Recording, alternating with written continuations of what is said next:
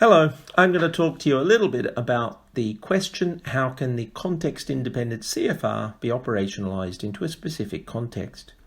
And the first thing I want to emphasize is that flexibility and adaptation is built into the design fabric of the CFR. The authors always intended that the CFR descriptors and the CFR framework would need to be adapted into particular contexts of use. So I think when I talk about the CFR and bringing it into our own particular situations, I prefer the slogan adapt, not adopt, for that reason. Now, there are different levels of adaptation we can make, and even when we're talking about the off-the-shelf version, if you like, of the descriptors and the scales that are available in the public document of the CFR, documents that we can say now, there's lots of choices we can make. Obviously, there's a choice about what levels are appropriate, but within skills, there are a range of different scales aimed at different ways we use language across those skills. And not all of those are going to be appropriate to what we need to do with our learners. So we can make lots of choices within the existing CFR to look at what's most appropriate for our particular situation.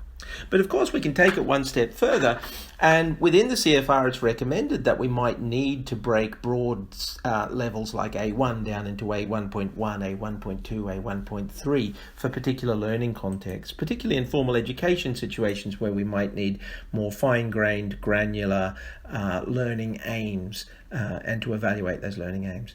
Now, the European language portfolio projects were designed to help inform that kind of approach. And in fact, there's a whole bank of tools around how we might want to break descriptors down, create richer descriptions that are more granular and appropriate for those particular kinds of learning contexts. This is not something we do lightly, and it's not something we run off and do on our own independently. There are ways we try to ensure that there's a quality assurance process involved so that we are aligning ourselves with the backbone of the CFR, but we're also making adaptations that can be appropriate to how we use that within our own particular situation.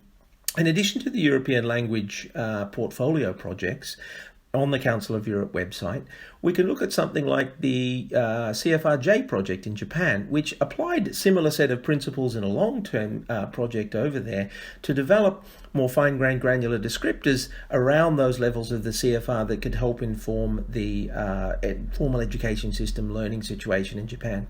A particularly interesting point is the development of the pre-A1 descriptors there, where there's a greater learning distance between learners, for example, trying to learn English in Japan with a script that's very, very far from the script that they're familiar with in their own educational context. Those pre-1 descriptors have fed back into the more recent adaptations of the CFR, for example, in the companion volume. And I think this is a really good indication of the kind of interaction that needs to take place in a two-way direction of travel between the international and the local. And something, once again, I think that was always intended to be in the DNA of the CFR.